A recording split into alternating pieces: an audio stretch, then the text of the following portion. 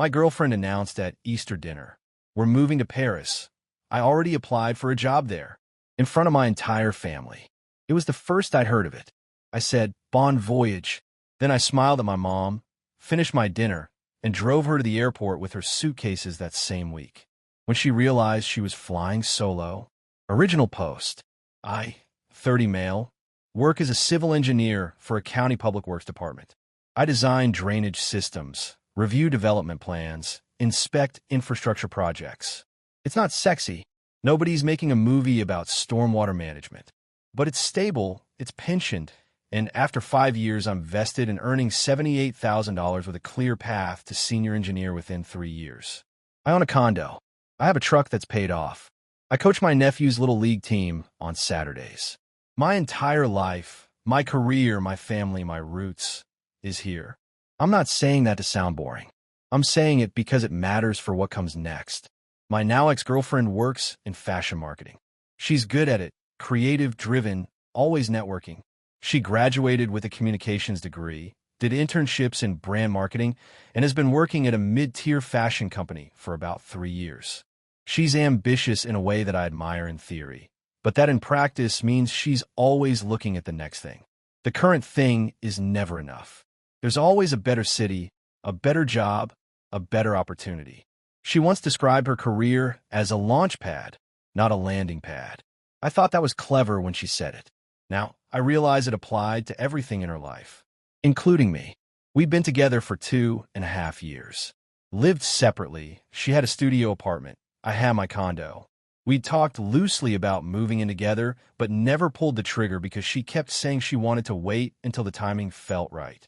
I now understand that the timing was her getting an offer somewhere else and needing me to follow.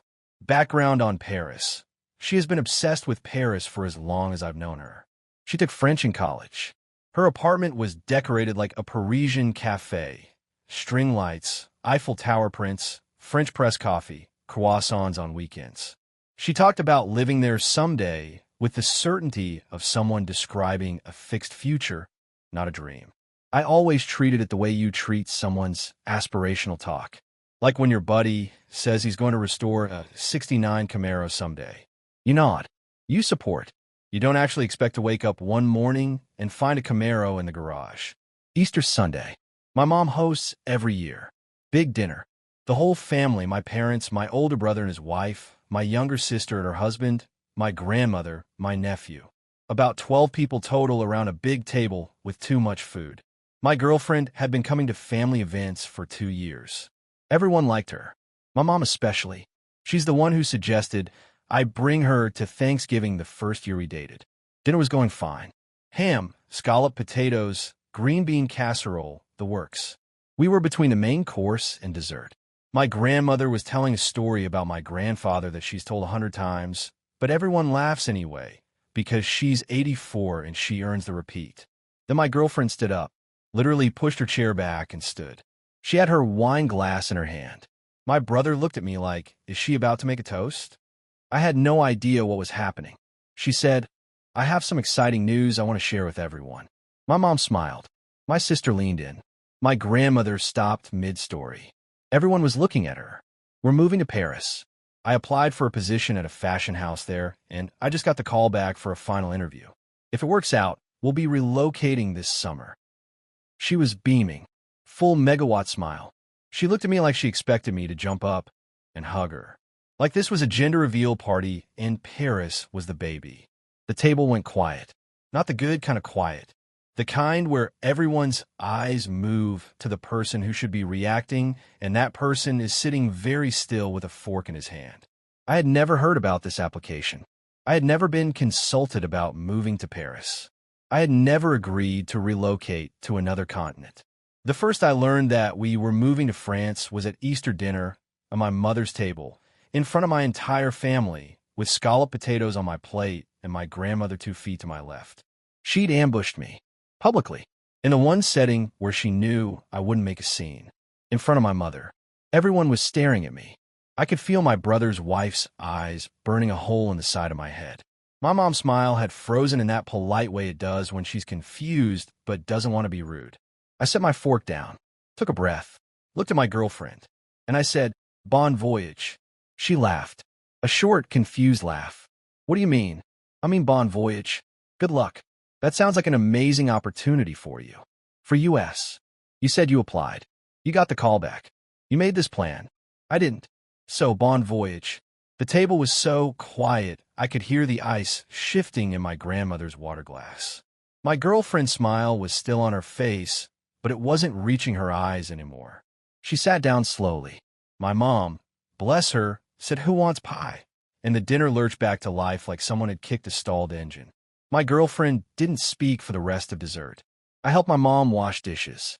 My brother pulled me aside in the kitchen and said, "Did you know about any of that?" I said no. He said, "That's what I thought." Then he dried a casserole dish and didn't say anything else because that's how my brother handles things. The car ride home was silent for about 12 minutes. Then she started, "You humiliated me. I didn't announce a life-altering decision in front of your family without telling you first. I wanted it to be a surprise. I wanted to share the excitement with the people we love. Surprises are birthday parties and puppies, not international relocations. You don't surprise someone with a move to another continent. You didn't even let me explain. There's nothing to explain. You applied for a job in Paris without discussing it with me. You announced it publicly to force my hand. You wanted me to be so swept up in the moment and the family pressure that I'd go along with it. That's not excitement. That's manipulation." Manipulation? I'm trying to build us a life. You're trying to build you a life and drag me along as a prop. She didn't respond to that. We drove the rest of the way in silence. I dropped her at her apartment. She slammed the car door. I went home. Update 1, 5 days later. A lot has happened. I'm going to try to keep this structured because my brain has been going in 6 directions at once. The Monday after Easter, she called me.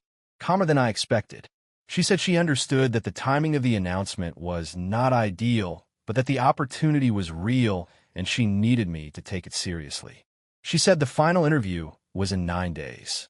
If she got the offer, the start date would be August 1st. She said this was the kind of opportunity that doesn't come twice and that she needed to know if I was in or out.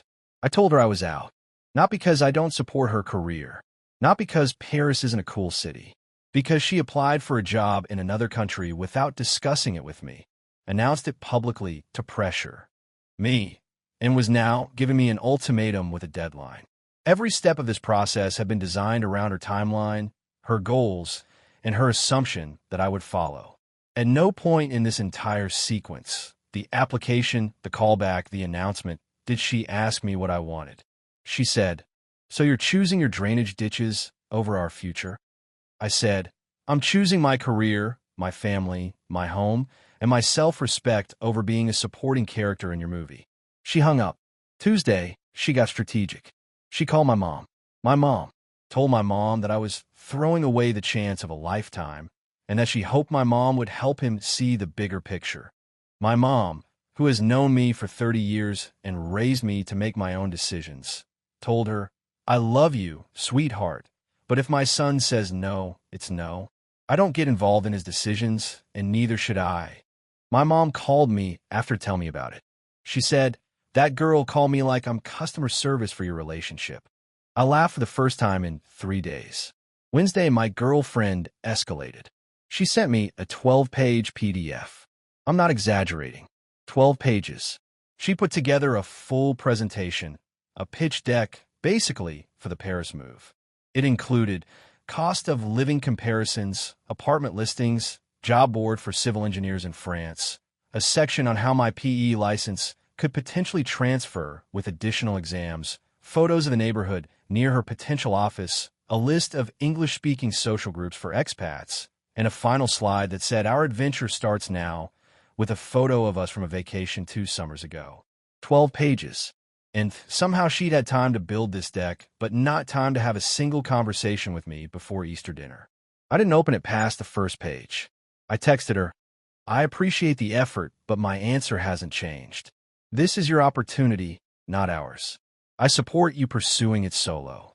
She texted back, "You're going to regret this for the rest of your life." Thursday was when her best friend entered the picture. This woman has never liked me. She thinks my girlfriend is settling by dating a civil engineer instead of someone in fashion or tech or whatever industry impresses her. She texted me a paragraph that included the phrases small town mentality, holding her back, and she's destined for bigger things than you can offer. I responded, she's free to go pursue those bigger things. That's literally what I'm saying. Best friend, you don't deserve her. Me, I agree. She deserves someone who wants to move to Paris. I am not that person. She didn't respond. Friday, the interview day, my girlfriend flew out for the final interview. She'd booked the flight weeks ago, apparently. Weeks. She'd been planning this for at least a month, maybe longer, and hadn't said a word to me. The entire time she was picking out Easter outfits and confirming dinner plans with my mom, she had a plane ticket to a job interview in her email. She texted me from the airport. Last chance. Come with me. I didn't respond. She flew out, had the interview, and got the offer. She called me Sunday night, buzzing with excitement, and said the company was offering her a 2-year contract, relocation assistance, and a salary of 58,000 euros. She said, "This is really happening. Please, I need you with me." I said, "Congratulations. I'm genuinely happy for you, but I'm not coming." The line went quiet for a long time. Then she said, "So this is it? This is it. You realize I'm going to go anyway, right? With or without you." "I know, and you should. This is what you've always wanted. Go get it. Don't pretend to be supportive when you're abandoning me. I'm standing still. You're the one leaving. That's not abandonment. That's geography." She hung up. I sat on my couch for a long time. I wasn't angry. I was sad. Because somewhere under all the manipulation and the entitlement and the ambush and the pitch deck, there was a real person I'd loved for 2.5 years. And she was about to move to another continent. And I wasn't going with her. And both of those things were the right call. And it still felt terrible. Update 2, 11 days later. Last update. I'll keep it as tight as I can. After she accepted the offer, things moved fast. Her start date was August 1st. She had about 10 weeks to wrap up her life here.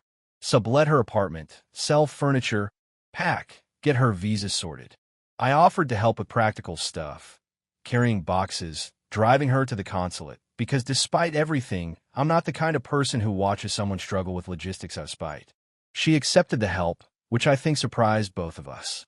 For about 2 weeks, we existed in this strange liminal space where we were broken up but still functioning like a team.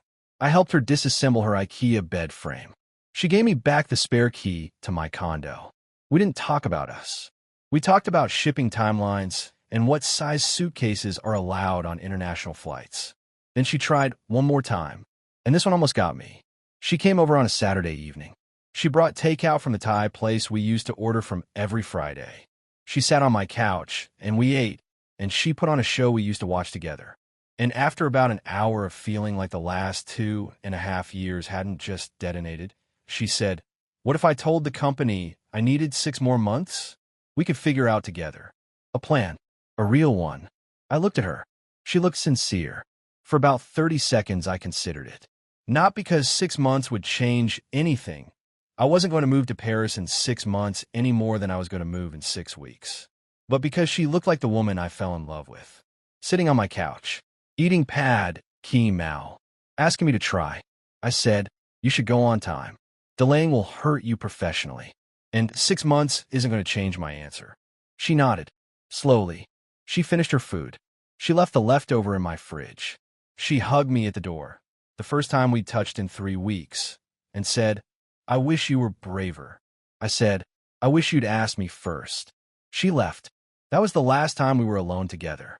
Now, here's the final stretch, and this is where her family came in hard. Her mom called me. First time ever. This woman had always been pleasant enough at holidays, but we'd never spoken one-on-one. She called me at work on a Tuesday and said, "I understand you're letting my daughter go to France alone. I'm not letting her or stopping her. She made a decision. I made mine. She made that decision for both of you. Because she's a go-getter. She's always been the planner in her relationships. You were supposed to step up." She planned to move to another continent without telling me and announced it at Easter dinner in front of my grandmother. That's not go-getting. That's ambushing. She's going to be alone in a foreign country because you're too stubborn to compromise.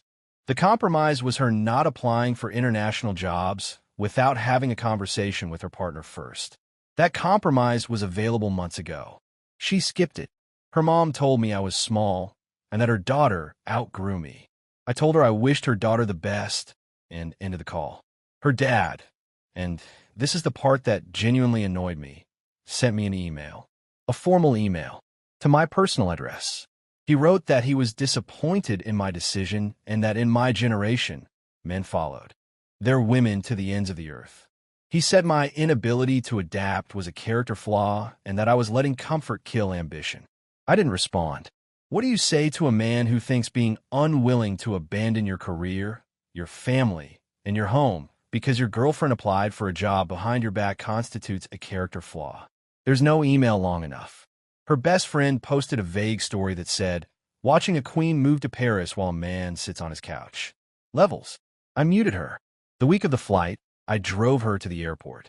I'd offered earlier, and she'd taken me up on it. 3 large suitcases. 1 carry-on. A backpack stuffed with adapters, her French phrasebook, and snacks for the flight. The drive was mostly quiet. She played a playlist she made, French cafe music, some indie stuff, a couple of songs we used to listen to together. She was nervous.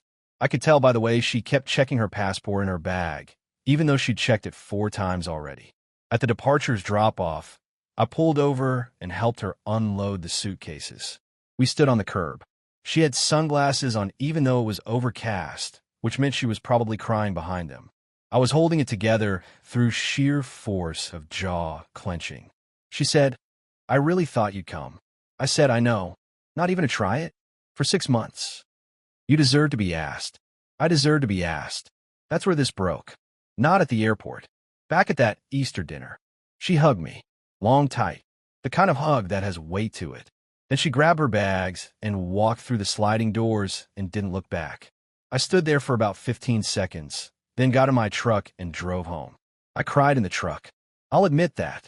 Not the whole drive. Just about 10 minutes somewhere on the highway when a song came on that she used to sing off-key in the passenger seat.